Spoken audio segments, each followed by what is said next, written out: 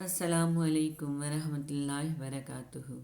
نحمدہ و نصلی علی رسولہ الکریم اما بعد اعوذ باللہ من الشیطان الرجیم بسم اللہ الرحمن الرحیم رب اشرح لی صدری ویسر لی امری واحلل عقدۃ من لسانی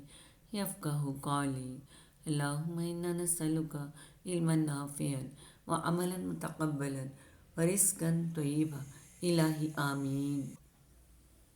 الف سے ہم شروع کر رہے ہیں ابتلاء و آزمائش۔ وَلَنَبْلُوَنَّكُمْ بِشَيْءٍ مِّنَ الْخَوْفِ وَالْجُوعِ وَنَقْصٍ مِّنَ الْأَمْوَالِ وَالْأَنفُسِ وَالثَّمَرَاتِ وَبَشِّرِ الصَّابِرِينَ الَّذِينَ إِذَا أَصَابَتْهُم مُّصِيبَةٌ قَالُوا إِنَّ لِلَّهِ وَإِنَّا إِلَيْهِ رَاجِعُونَ اولئک علیہم صلوات من ربہم ورحمہ واولئک هم المہتدون۔ اور ہم کسی قدر خوف اور بھوک اور مال اور جانوں اور میووں کے نقصان سے تمہاری آزمائش کریں گے تو صبر کرنے والوں کو خدا کی خوشنودی کی بشارت سنا دو۔ ان لوگوں پر جب کوئی مصیبت واقع ہوتی ہے تو کہتے ہیں کہ ہم اللہ ہی کا مال ہیں اور اسی کی طرف لوٹ کر جانے والے ہیں۔ یہی لوگ ہیں جن پر ان کے پروردگار کی مہربانی اور رحمت ہے اور یہی سیدھے رستے پر ہے۔ سورہ بقرہ آیت نمبر 155 تا 157۔ ام حسبتم ان تدخلوا الجنة ولما يأتكم مثل الذين خلوا من قبلكم مستهم البأساء والضراء وزلزلوا حتى يقول الرسول والذين آمنوا معه متى نصر الله ألا إن نصر الله قریب۔ کیا تم یہ خیال کرتے ہو کہ یوں ہی بہشت میں داخل ہو جاؤ گے اور ابھی تم کو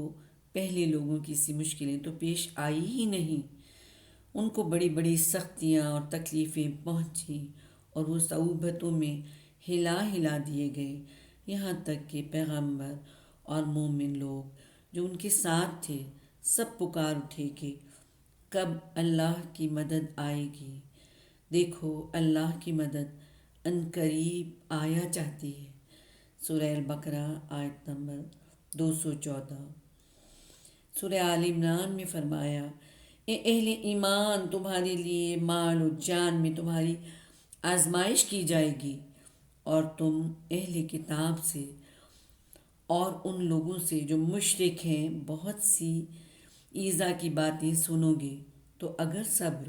اور پرہیزگاری کرتے رہو گے تو یہ بڑی ہمت کے کام ہے۔ سورہ آل عمران آیت نمبر 186۔ سورہ مائدہ میں فرمایا، خدا گمراہ کرنا چاہے تو اس کے لیے تم کچھ بھی خدا سے ہدایت اختیار نہیں رکھتے۔ یہ وہ لوگ ہیں جن کے دلوں کو خدا نے پاک کرنا نہیں چاہا، ان کے لیے دنیا میں بھی ذلت ہے اور آخرت میں بھی بڑا عذاب ہے۔ سورہ المائدہ آیت نمبر 41۔ سورہ المائدہ ہی میں آیت نمبر 94 میں فرمایا، مومنوں، کسی قدر شکار سے جن کو تم ہاتھوں اور نیزوں سے پکڑ سکو خدا تمہاری آزمائش کرے گا، یعنی حالت احرام میں شکار کی ممانعت سے، تاکہ معلوم کرے کہ اس سے غائبانہ کون ڈرتا ہے، تو جو اس کے بعد زیادتی کرے اس کے لیے دکھ دینے والا عذاب تیار ہے۔ سورہ الانعام آیت نمبر 42 اور 43 میں فرماتے ہیں اللہ تعالیٰ، اور ہم نے تم سے پہلے بہت سی امتوں کی طرف پیغمبر بھیجے، پھر ان کی نافرمانیوں کے سبب ہم انہیں سختیوں اور تکلیفوں میں پکڑتے رہے تاکہ عاجزی کریں، تو جب ان پر ہمارا عذاب آتا رہا کیوں نہیں عاجزی کرتے رہے، مگر ان کے تو دل ہی سخت ہو گئے تھے، اور جو کام وہ کرتے تھے شیطان ان کو ان کی نظروں میں آراستہ کر دکھاتا تھا۔ سورہ الانعام میں آیت نمبر 165 میں اللہ تعالیٰ فرماتے ہیں اور وہی تو ہے جس نے زمین میں تم کو اپنا نائب بنایا اور ایک کے دوسرے پر درجے بلند کیے تاکہ جو کچھ اس نے تمہیں بخشا ہے اس میں تمہاری آزمائش کرے۔ بے شک تمہارا پروردگار جلد عذاب دینے والا ہے اور بے شک وہ بخشنے والا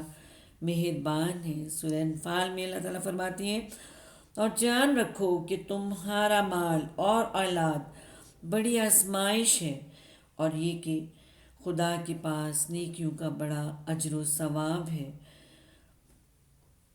سورہ توبہ میں اللہ تعالیٰ فرماتے ہیں کیا یہ دیکھتے نہیں کہ یہ ہر سال ایک یا دو بار بلا میں پھنسا دیے جاتے ہیں، پھر بھی توبہ نہیں کرتے اور نہ نصیحت پکڑتے ہیں۔ سورہ توبہ کی آیت نمبر 126۔ سورہ یونس میں اللہ تعالیٰ فرماتے ہیں تو وہ بولے کہ ہم خدا ہی پر بھروسہ رکھتے ہیں اور بھروسہ رکھتے ہیں، اے ہمارے پروردگار ہم کو ظالم لوگوں کے ہاتھ سے آزمائش میں نہ ڈال اور اپنی رحمت سے قوم کفار سے نجات بخش۔ سورہ یونس آیت نمبر 85 تا 86۔ سورہ کہف آیت نمبر 7 میں اللہ تعالیٰ فرماتے ہیں جو چیز زمین پر ہے ہم نے اس کو زمین کے لیے آرائش بنایا ہے تاکہ لوگوں کی آزمائش کریں کہ ان میں کون اچھے عمل کرنے والا ہے۔ سورہ طٰہٰ آیت نمبر 131 میں اور کئی طرح کے لوگوں کو جو ہم نے دنیا کی زندگی میں آرائش کی چیزوں سے بہرہ مند کیا ہے تاکہ ان کی آزمائش کریں، ان پر نگاہ نہ کرنا اور تمہارے پروردگار کی عطا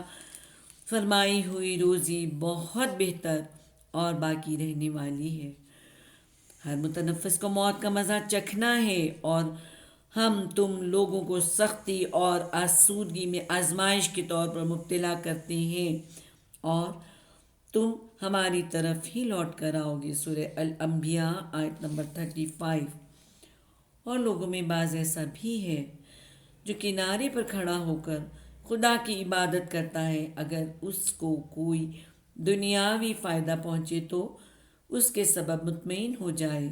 اور اگر کوئی آفت پڑے تو منہ کے بل لوٹ جائے، یعنی پھر کافر ہو جائے۔ اس نے دنیا میں بھی نقصان اٹھایا اور آخرت میں بھی، یہی تو نقصان صریح ہے۔ سورہ الحج آیت نمبر 11۔ سورہ العنکبوت آیت نمبر 2 تا 3 میں اللہ تعالیٰ فرماتے ہیں کیا لوگ یہ خیال کیے ہوئے ہیں کہ صرف یہ کہنے سے کہ ہم ایمان لے آئے چھوڑ دیے جائیں گے اور ان کی آزمائش نہیں کی جائے گی، اور جو لوگ ان سے پہلے ہو چکے ہیں ہم نے ان کو بھی آزمایا تھا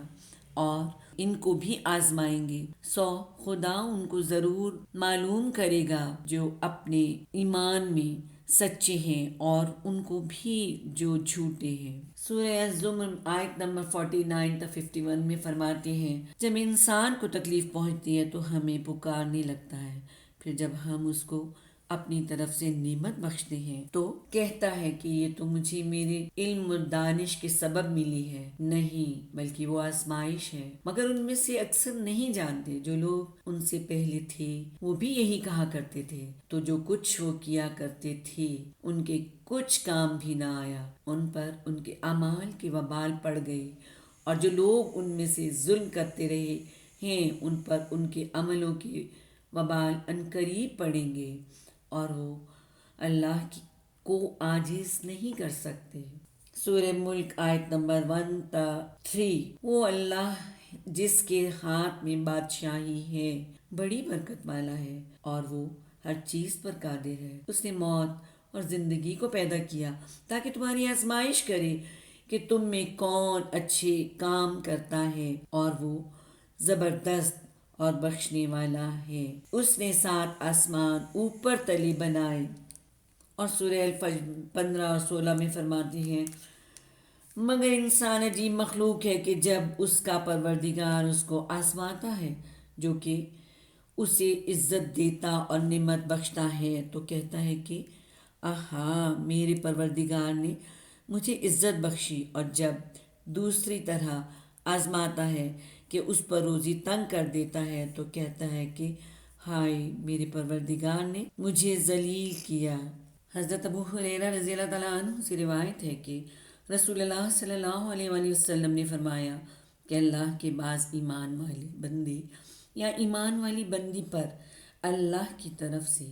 مصائب اور حوادث آتی رہتی ہیں، کبھی جان پر، کبھی مال پر، کبھی اولاد پر، اور اس کے نتیجے میں اس کے گناہ جھڑتے رہتے ہیں، یہاں تک کہ مرنے کے بعد وہ اللہ کے حضور میں اس حال میں پہنچتا ہے کہ اس کا ایک گناہ بھی باقی نہیں ہوتا۔ جامع ترمذی۔ محمد ابن خالد سلمہ اپنے والد سے اور وہ ان کے دادا سے روایت کرتے ہیں کہ رسول اللہ صلی اللہ علیہ وآلہ وسلم نے فرمایا کہ کسی بندہ مومن کے لیے اللہ تعالیٰ کی طرف سے ایسا بلند مقام طے ہو جاتا ہے جس کو وہ اپنے عمل سے نہیں پا سکتا، تو اللہ تعالیٰ اس کو کسی جسمانی یا مالی تکلیف میں یا اولاد کی طرف سے کسی صدمے اور پریشانی میں مبتلا کر دیتا ہے، پھر اس کو صبر کی توفیق دے دیتا ہے، یہاں تک کہ ان مصائب و تکالیف اور ان پر صبر کرنے کی وجہ سے اس بلند مقام پر پہنچا دیتا ہے جو اس کے لیے پہلے سے طے ہو چکا تھا۔ مسند احمد، سنن ابو داؤد۔ حضرت جابر رضی اللہ تعالیٰ عنہ سے روایت ہے کہ رسول اللہ صلی اللہ علیہ وآلہ وسلم نے فرمایا کہ قیامت کے دن جب